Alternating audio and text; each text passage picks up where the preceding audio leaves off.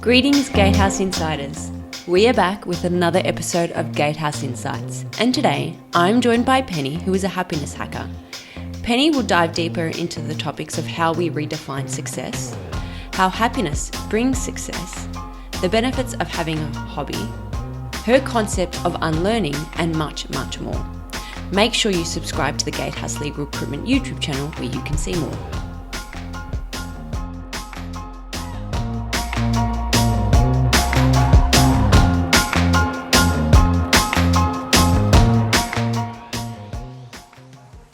Well, good morning, Penny. Thank you for joining me this morning.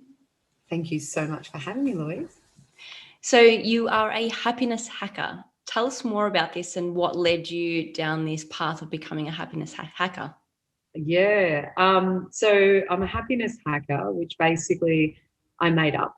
And I made it up off the back of, I suppose, a moment in time that changed my life. So at the age of 39, I found myself having ticked a whole lot of boxes that I was told that if I ticked them, I would magically arrive at this place called happiness. So I had been climbing the corporate ladder for years and chasing sort of the societal definition of success. And then, as I said, at 39, I was sitting there, with everything I could possibly have wanted. And I was feeling unfulfilled. And I was like, how can there be this disconnect? So when I started to question that and ask myself, what does happiness truly look like for me? I realized that for me, happiness was found in human connection, positively impacting the lives of others, being present and in a moment and sharing experiences. And consistently, those were the things that were sidelined by my pursuit of happiness and my busyness. Mm-hmm. So I did something crazy off the back of that insight. I turned my whole life upside down in pursuit of happiness, which meant that I left a 16-year career as a senior executive in a global giant at the top of my game. I relocated my family from Perth back to Melbourne because I was working over there amidst the oil and gas boom. I left an 18-year relationship and started my own purpose-driven company all within 7 months, hackinghappy.co. And that was kind of the beginning. And I was kind of, on this mission at that point with no idea of what I was doing, but I knew that I wanted to hack happiness. I wanted to work out what that looked like for me and how I injected more of it into each day, and equally how I could teach others to work out what happiness looks like for them on their own terms. And yeah, that was the beginning. It's awesome. At what point did you realize you thought, I've got to turn everything upside down? This is just not for me.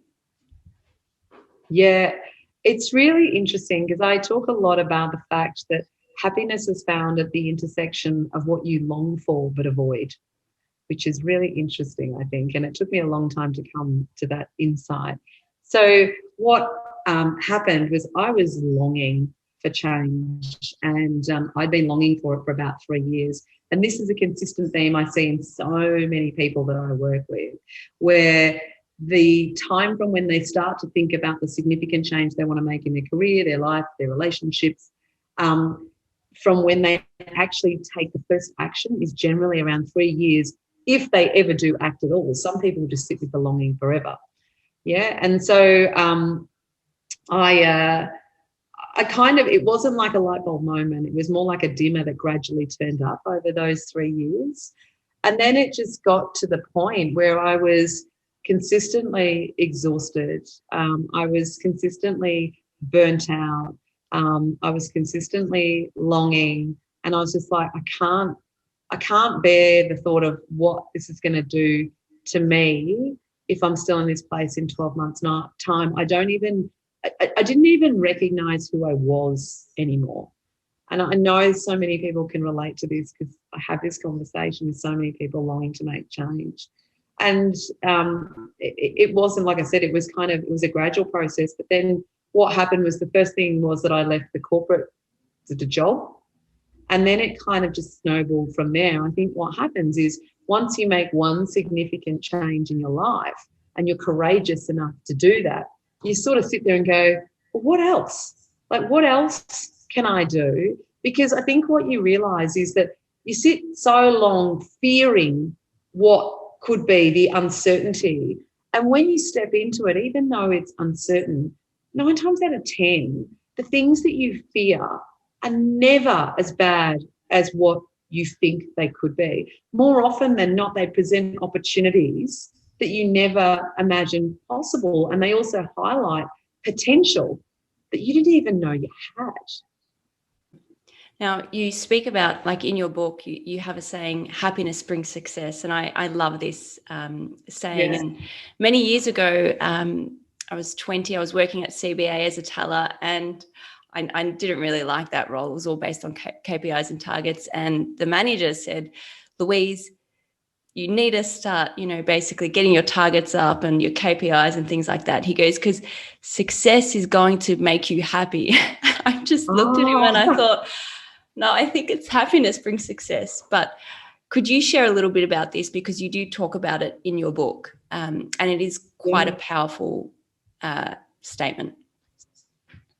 Yeah, so I think, if I go back to the story earlier, that those boxes I was ticking, I had been raised to believe, and I think so many of us are raised to believe that success will make us happy. So we're kind of set on this path of, if you go and you go to university, you finish year 12, you go to university, you get a good job and you climb, and you make money, or you start your own business and you become a successful entrepreneur. This success, right? Success will equal happiness. And what I realized in my journey was that I actually think we have the equation back to front. I actually think that if we focus on the things that make us happy and we bring more of those into each day through the way that we show up, through our behaviors, through the mindset, through intention and consciously being in moments, that is where the happiness is found. Success is a byproduct of living a happy life. Yeah. That was that was the epiphany that I had. And that's what I talk about a lot. It's the equation. What we are sold is actually incorrect. Success doesn't equal happiness. Focusing on happiness equals success. Yeah. We are sold this picture of what success looks like, and it's interesting. But, from speaking to people over the last 3 months during COVID, people's mindsets are shifting and they are starting to actually question and unpack what success looks like for them. How do we as individuals redefine success? Because there is that thing, there's the fear that's kind of preventing people to redefine what success looks for. But yeah, how do we redefine success? What do we need to do? So I think the first thing I would say, what I realized is that success more often than not is very externally focused. It's like, when I have this job, when I have this car, when I can afford this house. Now, all of those things are material things. And equally, success is also attached around how we want others to perceive us. If we're successful, we're admired, we're invited to different things than we perhaps otherwise would have been. So it's very externally focused, whereas happiness and what makes you happy is all internal. It all sits within you. Sorry, you'll have to take me back to your question. I've lost my train of thought. How do we redefine success? Yeah. So redefining success. I think I'm a big fan of changing bite-sized pieces and starting with the stuff, that is simple. And so I actually would challenge people to, rather than focus on success, I would actually focus on happiness. And actually, so to redefine it, I would actually ask yourself, what are the things that are in your life at the moment that make you feel happy? What are the things that make you feel energized? What are the things that make you feel good? Write it down on a piece of paper. That simply, right? And then what I would challenge you to do is say, okay, if these are the things that make me feel energized, if these are the things that make me feel happy, what really simple things can I do to bring more of these things into each day? So rather than sitting there redefining success and saying, well, here's my 5-year plan, here's my 10-year plan, this is where I'm heading, I don't think that's the challenge for us. I think the challenge for us is actually saying, how do I show up in the everyday? Yeah. What habits and behaviors do I have in the everyday that enable me to live the life that I want to live. So rather than focusing on this long term, which makes it elusive and sort of in the future, why don't we start doing this now? And, there's a saying I read the other day, and it's basically the way you show up in every day is basically the life you live, right? So whether you realize it or not, the habits and the behaviors that you have each day will determine how happy you are and how often that happens. So focus on now. Focus on what tiny things you can do today rather than looking 5 years down the track. And it can be as simple, as tiny as time blocking 1 or 2 things in each day that make you happy. So I time block picking my son up from school with the dog because that makes me happy. I time block the first hour of the day at 5 a.m. I get up. Now, you don't have to get up at 5 a.m., but I believe the way you start your day is the way your day unfolds. And so I choose to start my day with intention and to gift myself the start of the day. And that is time blocked every weekday in my diary, and it's time for me to do yoga, to do a little bit of meditation. I journal and process my feelings, and I learn something new for 15 minutes every morning. Like, that's how simple. But how you show up in every day will determine how you show up in life and the life that you have. Yeah. Because we are sold that picture of, once we have everything, we're going to be happy. And I often hear people say, when I finish uni, I'll be happy. When I get my first job, I'll be happy. When I get that promotion, I'll be happy. How did we get into this cycle as society, as, when we get the next thing that's going to make us happy? Do you know how we got trapped into that cycle? So I would conclude that a lot of it comes back to it's like competing, and it's this idea of comparing ourselves. I think that we're so caught up in watching each other and wanting to kind of belong. This idea of belonging and be part of something. I think that's what it comes back to.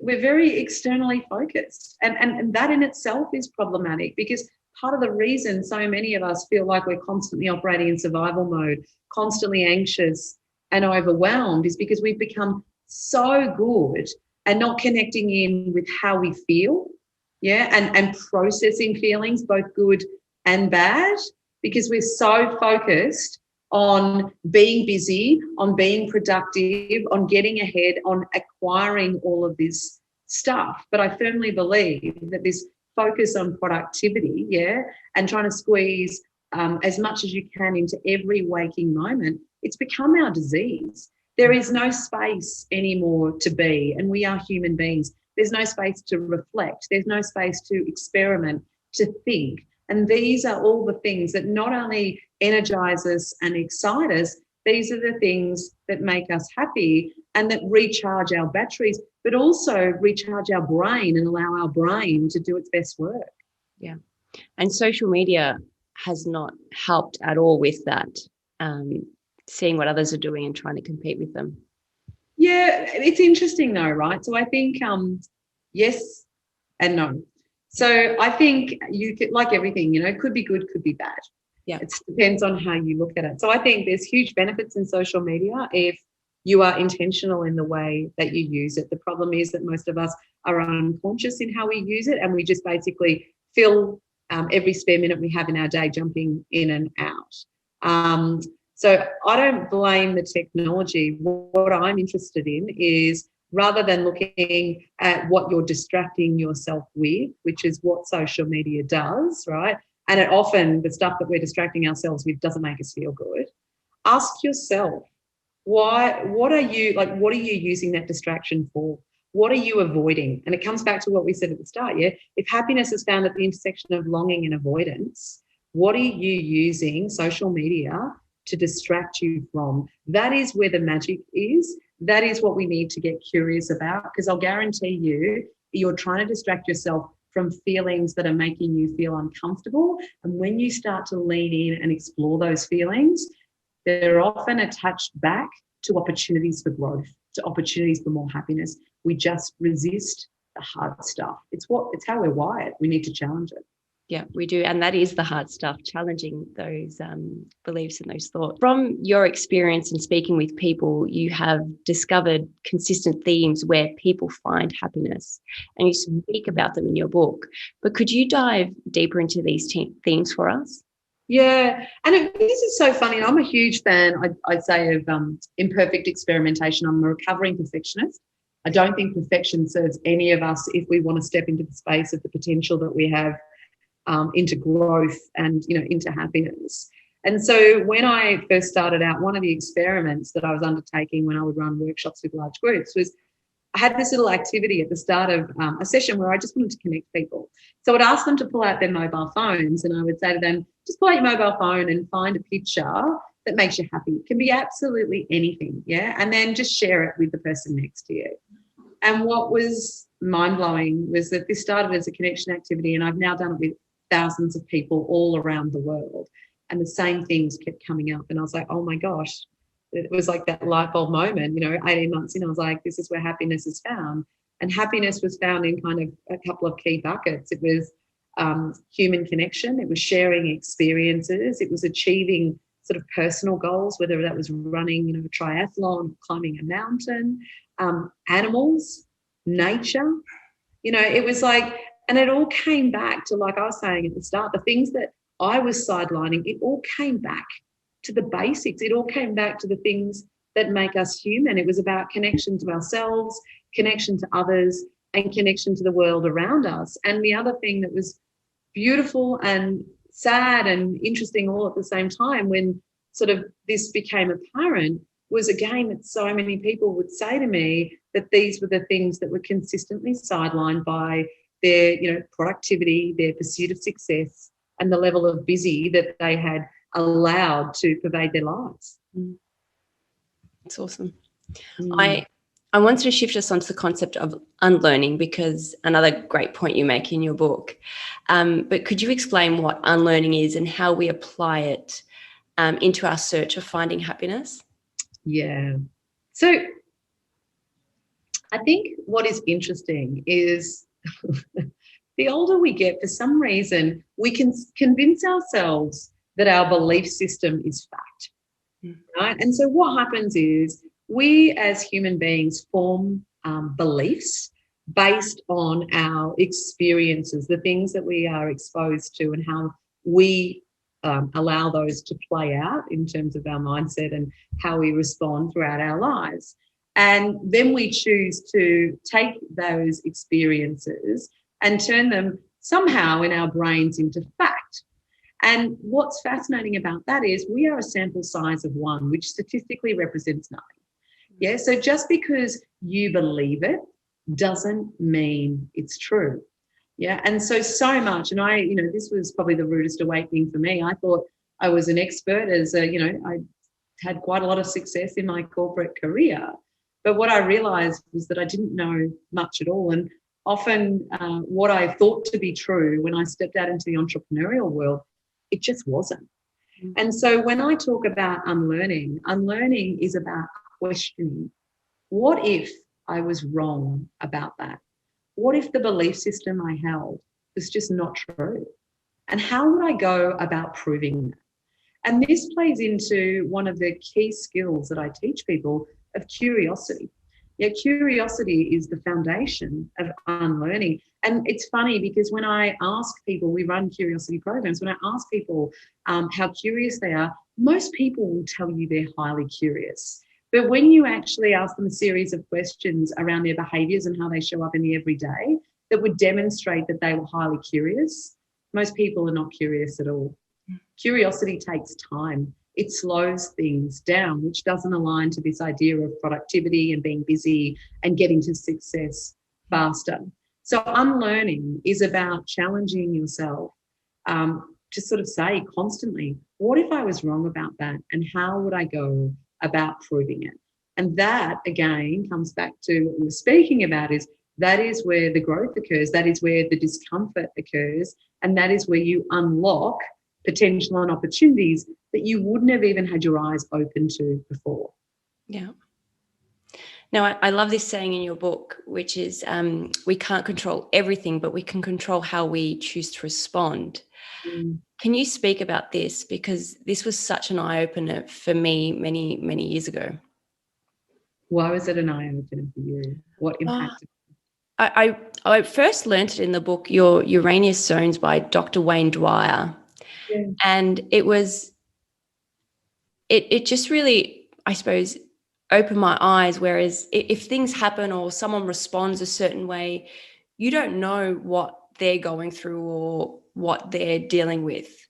And so instead of taking it personally, I thought, okay, well, I can choose not to get upset with, that person that's done something bad, or if someone's late or whatever, I can choose how to respond to that. So I can either choose to be really annoyed if someone's late, or I can choose to be calm. And it just was just a life changer for me, because your mindset changes and you just live a much more peaceful and happier life, because you can't control what other people do, say, think, but you can control yourself. So that's why it was such an eye-opener for me. No, I love it. I'm just intrigued to understand. I just, like you, I think there was that moment in time where I sat there. I think we spend so much time with good intentions wanting to change everybody else. Yeah. And I would argue, as someone who's worked in change for 20 years with thousands of people and also making change in, global companies, you cannot change other people. They can only change themselves. The only thing that you can change is yourself. That is what is within your control. That is the only thing that is in your control.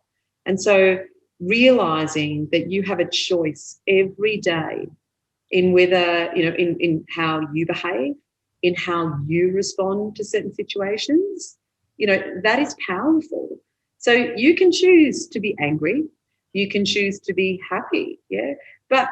And I don't care which one you choose, as long as it's intentional and it's conscious. And it can't be intentional and conscious if you're not aware of the fact that the only thing you can truly control is how you respond and how you behave. Awareness is the first step to change in anything.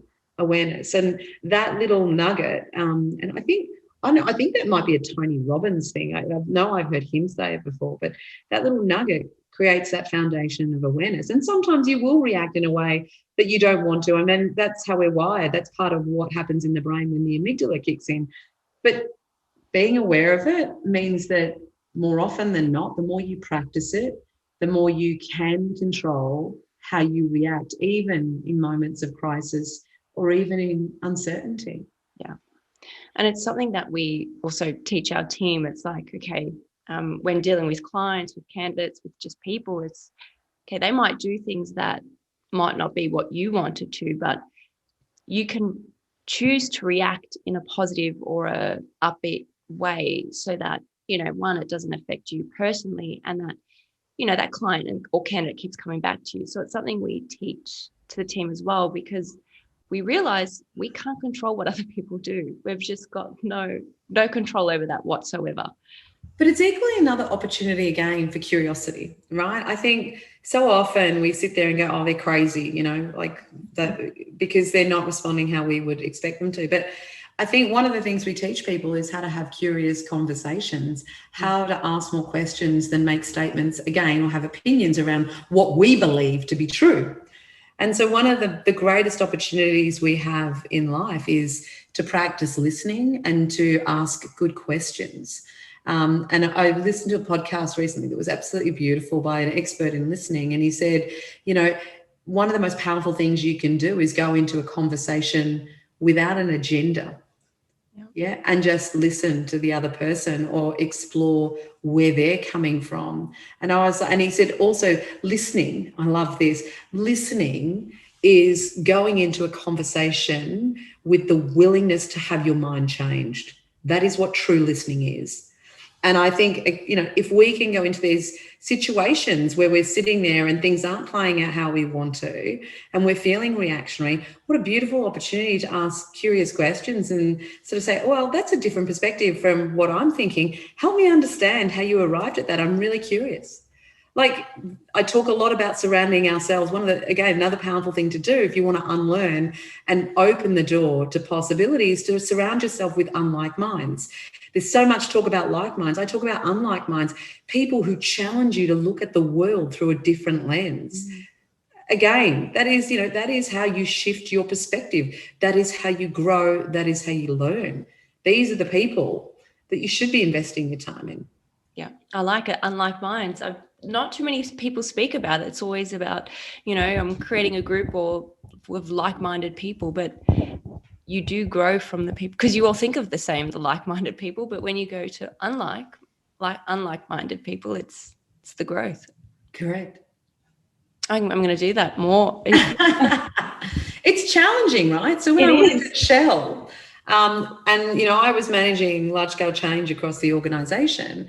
When I would develop an idea or a program, the first place I would head would be to the geophysicists and the geoscientists. I mean, Shell was renowned for hiring really smart people, really smart.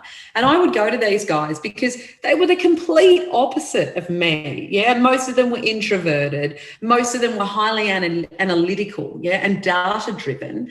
And the reason I would share my ideas with them is because they would absolutely pull them apart, which would be extremely uncomfortable, but they would help me look at my ideas through a different lens. Yeah.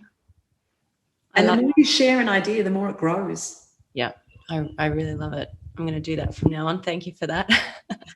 I wanted to also talk about hobbies, because it's, I think not too many people have hobbies, or they don't have time for their hobbies. And what's really interesting, over that December, January period, my husband was like, I've hit a wall. I'm just exhausted.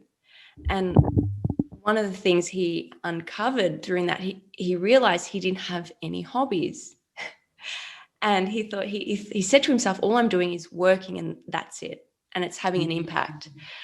And I've seen the change on what Hobbies has done to him, but could you share a little bit about that and the importance of hobbies? Because I feel like it's kind of like always pushed off. Yeah.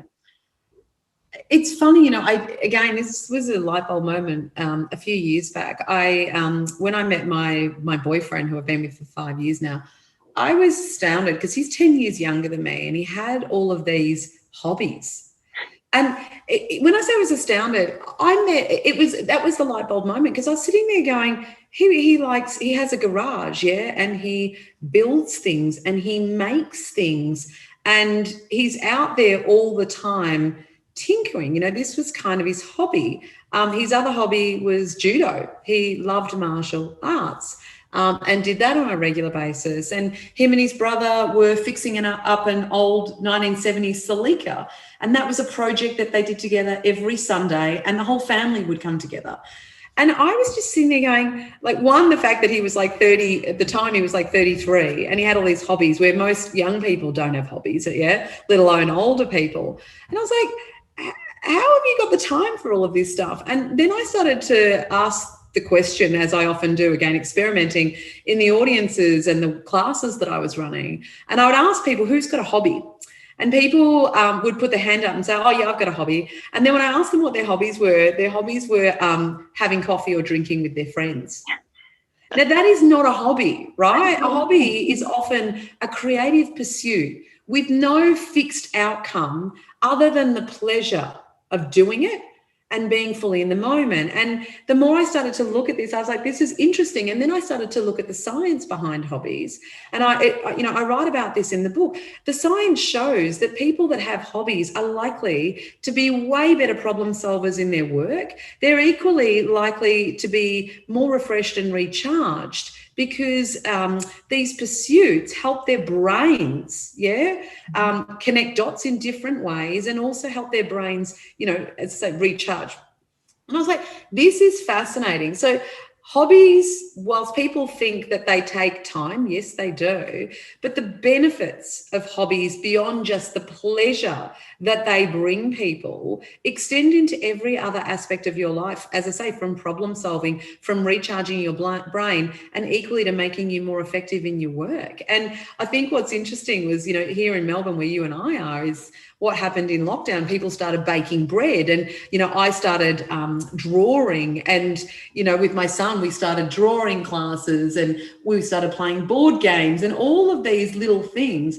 It was almost like people started to rediscover, because the space had been created, the beauty of the hobby. So I would say, if you don't, and like your boyfriend, your husband, you know, he's exhausted.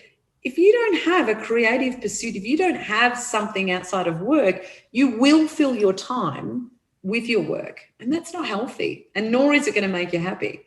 No, it's not. And I've seen it now with my husband. Like, it's, you know, been a couple of months, but it's the shift. It's like he feels more recharged. He's just happier with life. He's more motivated to do his work. Because What was the hobby? Oh, he's trying all different things. So golf was one thing. Yep. Boogie boarding. Oh, I love boogie boarding. Big fan of that. Yeah. We started hiking. My boyfriend's huge nature lover, and I am too.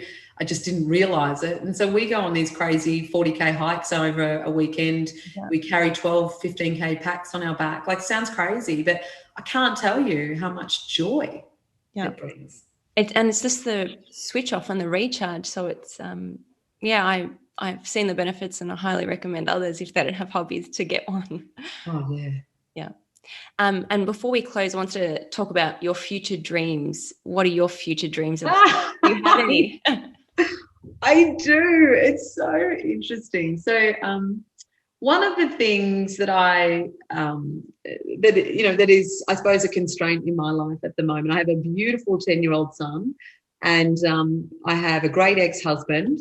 And because my son's 10, we share him 50-50. We always have since we separated, a very amicable separation. But we obviously both live, my ex-husband lives like 5 minutes walk away.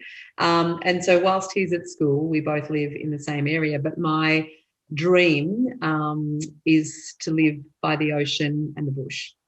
And so I'm sitting here in a holding pattern in a beautiful suburb in Melbourne. But at the moment, that dream is at the sacrifice of what's in the best interest of my beautiful son. So it's funny because I'm about to do my yoga teacher training. That's something I've longed for but avoided. And I have recently, in my journaling, I have this future dream, which I know will become a reality. It's just a matter of time, where I think what I will do, I think I'm actually even going to simplify my life further.